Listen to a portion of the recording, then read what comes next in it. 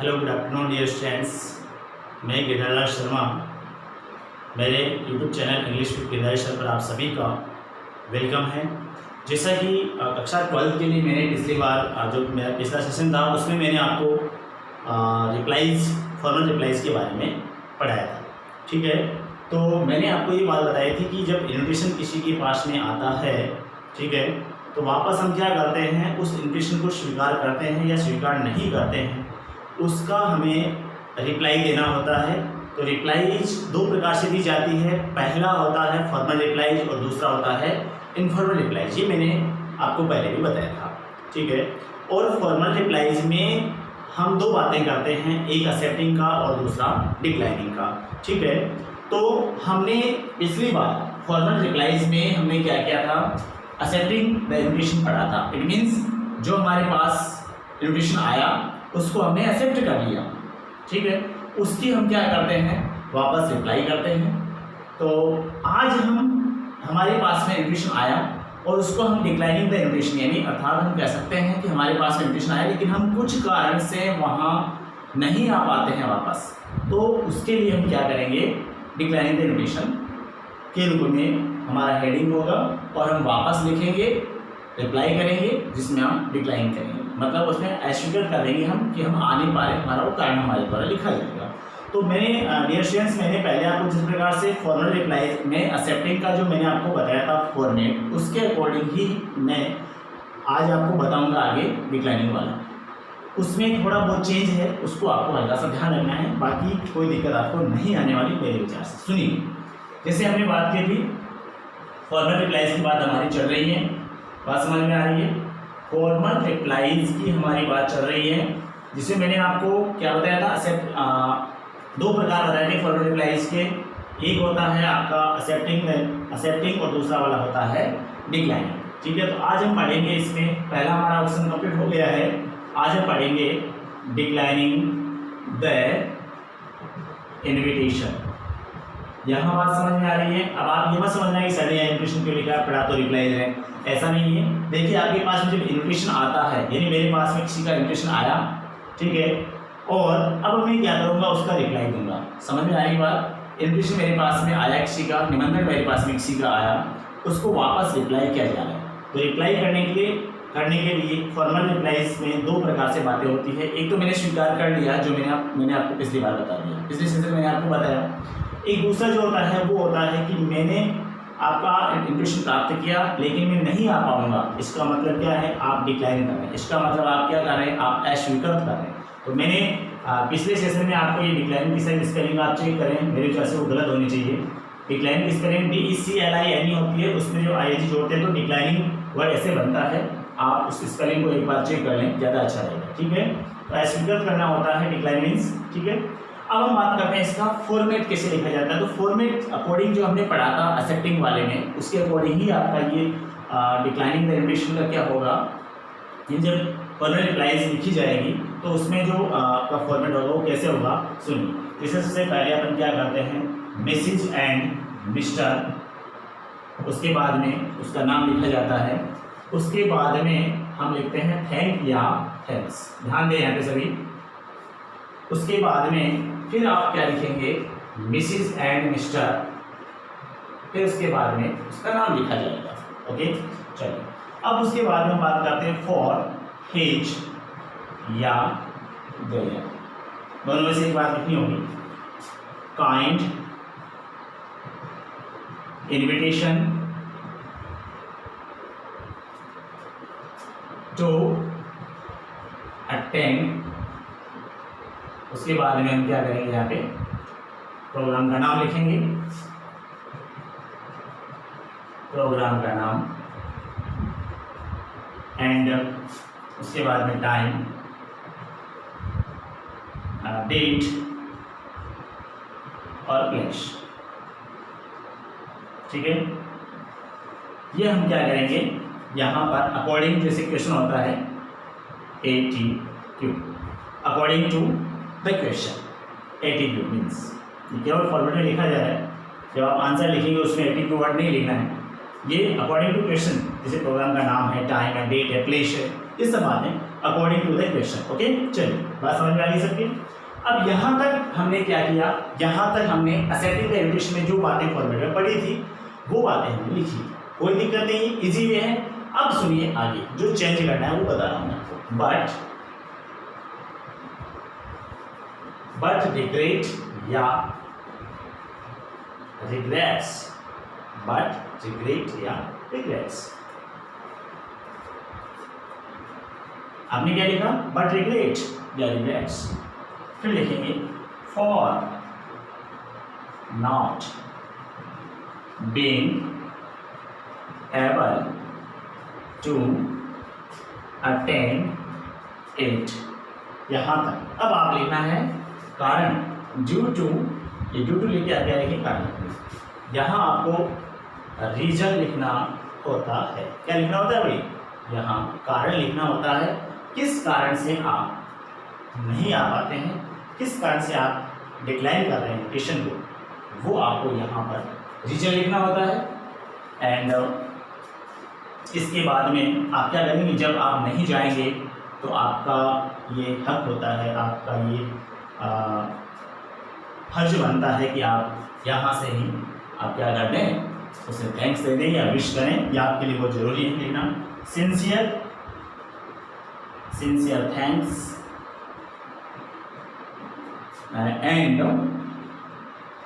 And best wishes. Okay, ये आपका format complete हो जाता है। ध्यान दें सभी, यहाँ फॉर्मेट कंप्लीट होने के बाद में आपको बॉक्स बनाना होगा। क्या बनाना होगा, बॉक्स बनाना बहुत जरूरी है। अर्थात मैं कह सकता हूँ कि जैसे ही फॉर्मेट पूरा होता है, मैंने बॉक्स क्यों बनाया, क्योंकि अकॉर्डिंग रूल कंसेप्ट नियम हमारा बना हुआ है कि जैसे ही हम फॉर्मल रिप्लाईज लिखते हैं, जिसमें आप चाहे एक्सेप्टेड लिखो चाहे डिक्लाइनिंग लिखो, आपको कंप्लीट आंसर लिखने के बाद में आपको बॉक्स में से बंद करना होता है। ठीक है, ये बात आपको बिल्कुल याद रखनी होगी। ऐसे फॉर्मेट के अकॉर्डिंग हम क्या करेंगे, हम कैसा भी क्वेश्चन आ जाए हमारे सामने, इस फॉर्मेट के माध्यम से आपको बिल्कुल चेंज करने की आवश्यकता नहीं है। और यदि आप ये लिखेंगे तो आपका आंसर बिल्कुल करेक्ट होगा डेफिनेटली। ओके, चलिए तो हम एक क्वेश्चन देखते हैं, उदाहरण ले लेते हैं।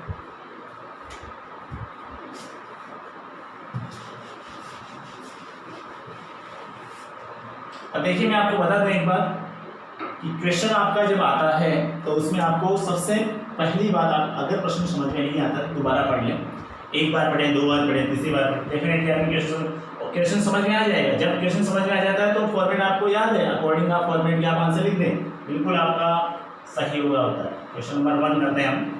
Suppose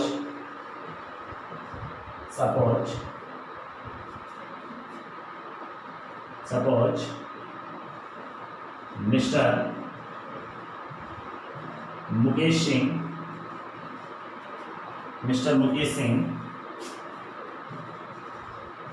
has been invited Mrs. and Mr. Sharma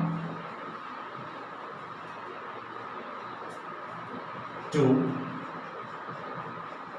attend their son's ring ceremony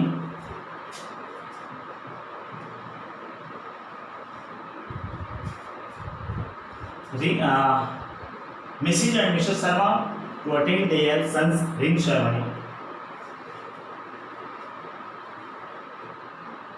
अब यहाँ पे आप आगे लिखेंगे आपका date on 26 July 2020 at 6 PM at their residence. Okay, आपने लिख दिया कि आप मिस्टर मुकेश सिंह हैं। अब आप रिप्लाई करने वाले कौन है, मुकेश सिंह। आपके पास मुकेश सिंह के पास में इन्विटेशन आया, कहाँ से आया है, श्रीमती और श्रीमान शर्मा की तरफ से। ठीक है, यहाँ से इन्विटेशन आया है, किसके पास है? मुकेश सिंह के पास। तो मुकेश सिंह यहाँ पर रिप्लाई करने वाला होगा। ये बात है, ये बात आपकी समझ में आएगी, ठीक है। अब आप लिखेंगे यहाँ पे राइट ए फॉर्मल रिप्लाई। क्या लिखेंगे? यहाँ पर लिखा हुआ आएगा डिक्लाइन द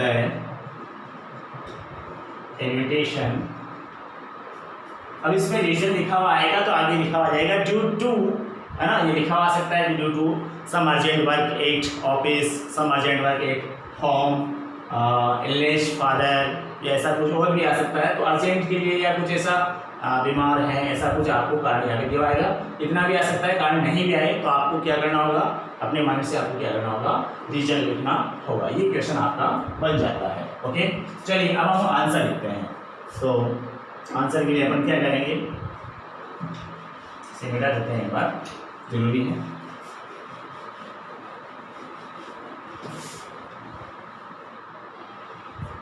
चलिए, क्वेश्चन समझ में आ गया सभी के? पढ़ लें। देखो, हमेशा जब भी क्वेश्चन होता है, लगभग ऐसा ही क्वेश्चन आपके एग्जाम में देखने को मिलेगा, इसी प्रकार के क्वेश्चन आते हैं। तो सबसे पहले अब आप क्या है, यहाँ पे मुकेश सिंह है, तो यहाँ मिसिज भी है, केवल मिस्टर मुकेश सिंह दिया हुआ, तो मिस्टर मुकेश सिंह आपको लिखना होगा, मिस्टर मुकेश सिंह। अब यहाँ पर आप मैंने लिखा था यहाँ पे थैंक या थैंक्स, क्या लिखेंगे बताइए? शाबाश, यहाँ लिखेंगे थैंक्स। क्यों लिखेंगे? It is singular, Mr Mukesh Singh is singular, so we write, क्या लिखेंगे? Thanks. Mrs Mukesh Singh thanks. आगे आप लिखेंगे Mrs and Mr Sharma for his और देयर में से क्या लिखेंगे? यहाँ पे देयर लिखेंगे। क्यों? क्योंकि मिसिज एंड मिस्टर आप क्या है, यहाँ प्लूरल है ना, इसलिए मिसिज एंड मिस्टर क्या है? प्लूरल है, इसलिए हमें देयर लिखेंगे। तो Mr Mukesh Singh thanks Mrs and Mr Sharma for their kind invitation to, वही लाइन है, to attend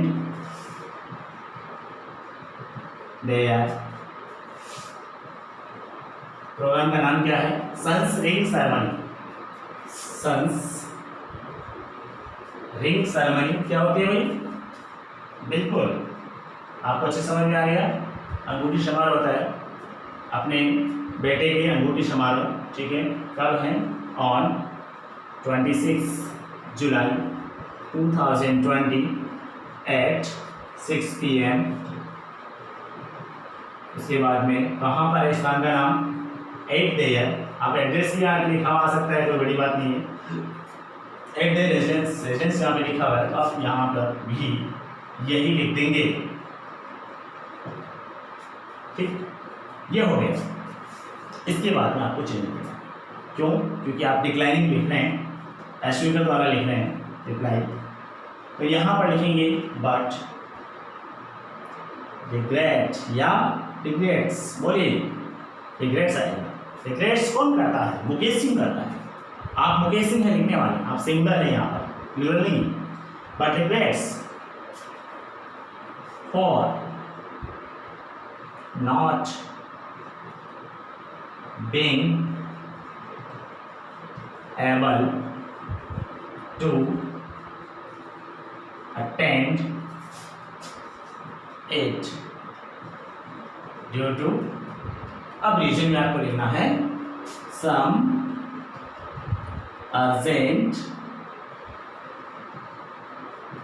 urgent work at office। ये आपने रीजन लिख दिया। रीजन लिखने के बाद में आप क्या लिखेंगे? यहाँ पे sincere thanks and best wishes. Okay, यहाँ आपका आंसर कंप्लीट हो जाता है। बिल्कुल बॉक्स कर देंगे, बॉक्स को बंद कर देंगे। और बॉक्स बंद करने के बाद में आपको आंसर आपका पूरा कंप्लीट हो जाता है। मैंने आपको ये भी बताया था कि 50 वर्ड्स लिमिट का भी ध्यान रखना होगा। ऐसे नहीं कि 50 वर्ड्स हैं और 100 वर्ड में चले जाएं, ये भी ध्यान रखना है। बिल्कुल आपको इसे समझना होगा एक बार के लिए। यहाँ पर लिखा है, आपने क्वेश्चन आपके समझ में आ गया। हमने आंसर में लिखा अकॉर्डिंग हमारे फॉर्मेट के कि मिस्टर मुकेश सिंह, आप खुद मिस्टर मुकेश सिंह हैं यहाँ पर, धन्यवाद देते हैं इसको मिसेज एंड मिस्टर शर्मा को, इसके लिए फॉर देयर काइंड इन्विटेशन के लिए, उनका जो निमंत्रण मिला उसके लिए आप धन्यवाद देते हैं। टू अटेंड देयर, यानी उनके पुत्र का जो रिंग सेरेमनी है, अंगूठी जो समारोह है ना, उसे अटेंड करने की जो निमंत्रण मिला उस बात के लिए धन्यवाद देता है कौन? मुकेश। ठीक, यहाँ ये बात समझने के बाद में अब ये कब है? ये ऑन 26 जुलाई को है। समय दे रखा है, स्थान दे रखा है, रेजिडेंसी। ठीक है, अब नेक्स्ट बात करते हैं। ये तो आपने लिख दिया कि भाई हमारे पास में निमंत्रण आया आपका, इस तारीख को, इस समय, इस जगह पर ये समारोह है, उसके लिए हम आपको धन्यवाद देते हैं। हम मीन्स मुकेश। ठीक है, अब ये नहीं आ पा रहा है, ठीक है, ये नहीं आ पा रहा है, इसके लिए क्या है? बट, परंतु, लेकिन, बल्कि, रिग्रेट्स, पश्चाताप करता है, दुख जताता है, नहीं आ पा रहा है, for not being able to attend it. It means क्या होता है यहाँ पे? ये क्या ना, इट मीन्स इस प्रोग्राम में, इस सन्स रिंग सेरेमनी है ना, उसके लिए इट आएगा। प्रोग्राम का नाम है, तो यहाँ इट से वापस क्या लिखा जा रहा है? लिखा जा रहा है ऐसे it. Due to some urgent work, कारण आपने लिख दिया due to some urgent work at office, office में कोई अर्जेंट वर्क है कुछ, इस कारण से वो नहीं आ पाता है। इस बात का उसे रिग्रेट्स है, उसे पश्चाताप है। अब लास्ट में जब आप नहीं जा पाते हैं तो आप क्या करेंगे? वहाँ से ही आप क्या करेंगे? सिंसियर थैंक्स देंगे और इसके अलावा बेस्ट विशेष करेंगे। निष्ठावान, धन्यवाद देते हैं, निष्ठा के साथ, सत्य के साथ में आप धन्यवाद देते हैं। ठीक है, सिंसियर मीन्स क्या होता है? निष्ठा या सत्य, और बेस्ट विशेष करते हैं। ओके, बात समझ में आ गई? तो यहाँ हमारा क्या होता है? फॉर्मल रिप्लाईज में, फॉर्मल रिप्लाई जो मैंने आपको पहली बार बताई, जिसमें एक्सेप्टिंग का मैटर बताया था, दूसरे मैंने आपको डिक्लाइनिंग का बताया था। तो पहले वाले सेशन में हमने बात की थी कि स्वीकार कैसे करते हैं इन्विटेशन को, ये हमने बात की थी। और आज हमने बात ये की है कि किसी भी प्रकार का आपके पास में कोई इन्विटेशन आता है, उसे आप डिक्लाइनिंग कैसे करते हैं, यानी आप स्वीकार नहीं कर पाते हैं उसे, किस कारण से? क्योंकि हम नहीं आ पाएंगे, ऐसा आप रिप्लाई लिखेंगे, तो उसके लिए आपको डिक्लाइनिंग द इन्विटेशन करना होता है। मैंने आपको फॉर्मेट बताया। आई होप ये सेशन आपके अच्छे से समझ में, मेरे विचार से आ गया होगा। डेफिनेटली यदि आपकी इस प्रकार से बातें समझ में आ रही हैं तो आप प्लीज़ मेरे चैनल को लाइक करें, शेयर करें, सब्सक्राइब करें और इसको आगे बढ़ाएं। मुझे इस प्रकार से आप ऐसा कोई मान लो क्वेरी हो, क्वेश्चन हो, तो आप कमेंट जरूर करें, जिससे कि मैं भी ये मानूंगा कि मुझे जो मैं सेशन दे रहा हूँ उसमें शायद कोई गुंजाइश की संभावना बन जाए। Okay, thank you very much. आपने पूरा वीडियो देखा उसके लिए बहुत बहुत धन्यवाद।